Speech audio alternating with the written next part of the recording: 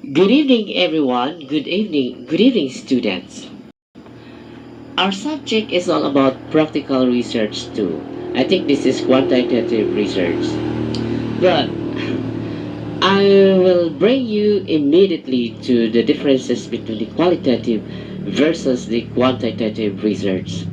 When collecting and analyzing data, the quantitative research deals with numbers and statistics, while the qualitative research deals with words and meanings, because the qualitative focuses more on the behavior, for example, the behavior of particular animals, the behavior of a particular groups. So that's why you are doing qualitative research, while the quantitative research deals with numbers because it can be a scientific. That's why you need an probably descriptive statistics.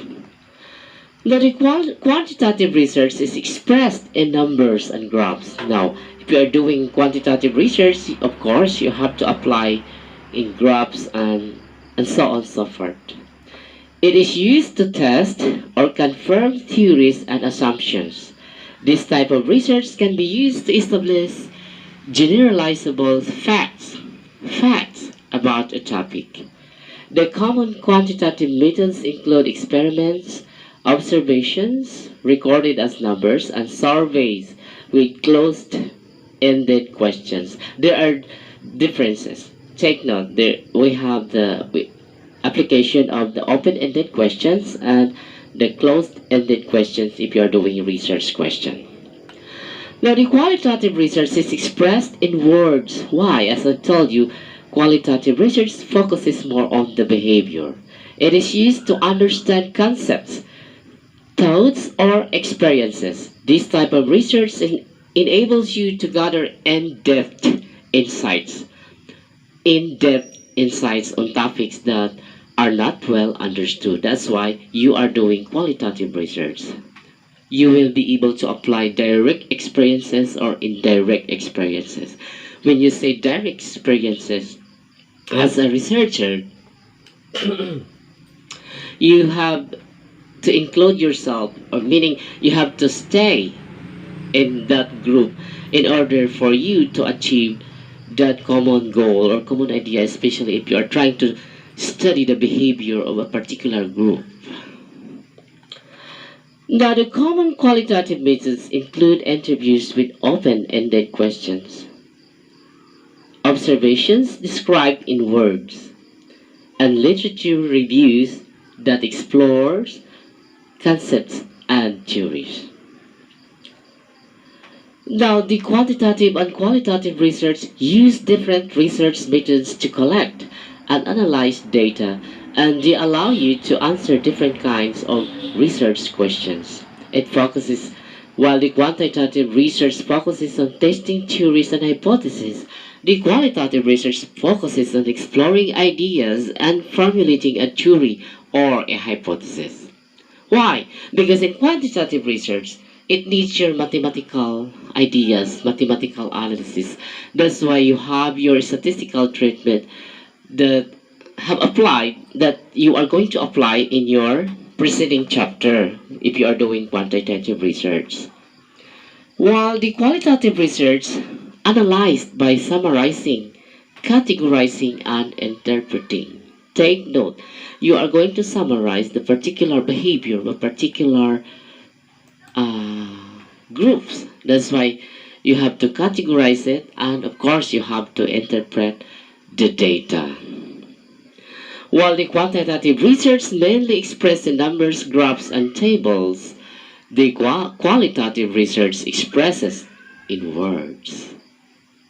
The quantitative research also requires many respondents, while the qualitative research requires only at least a few respondents. It depends. You may have choose at least 10 to 15 or 20 to 25 respondents if you are doing qualitative research.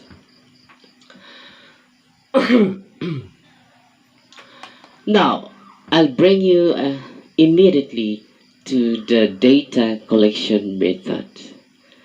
The quantitative and qualitative data can be collected using various methods. It is important to use a data collection method that will help answer your questions. Now, how are you going to use the data collection methods? Many data collection methods can be either qualitative or quantitative. For example, in surveys, observations, or case studies, your data can be represented as numbers. Example, you are using ratio, scales, or counting frequencies. Usually, it applies to quantitative research. Or in qualitative research, as I've told you, you are going to interpret the behavior of a particular group. For example, you need to apply at least the open-ended questions or descriptions of what you observe. However, some methods are more commonly used in one type or the other. The quantitative data collection methods, for example, the surveys, experiments, and the observations. While the surveys list all the list of closed or multiple choice questions that is distributed to a sample on whether it is in online or over the phone or personally you are trying to distribute the survey questions. The quantitative research also applies experiments, situations in which variables are controlled and manipulated to establish cause and effect relationship. That's why we have this independent variable and dependent variable. Excuse me. Also, we have an intervening variables because you are trying to observing subjects in a natural environment where variables can't be controlled.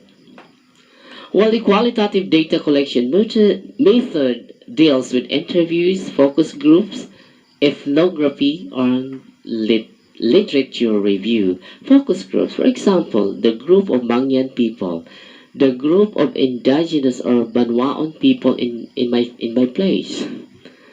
Those are applicable with the qualitative data collection method. Ethnography. How do you understand ethnography from the word ethnic? Participating in a community or organization for an extended period of time to closely observe culture and behavior. As I've told you, the qualitative research focuses more on behavior of a particular group or a particular community if you are doing a qualitative research. Sometimes you have I told you a while ago that there, as a matter of fact, you can experience both the direct experience and indirect experience if you want your qualitative research to be very realistic and very influential. If you want to study the behavior of Mangyan people in Surigao or the group of people in of Banwa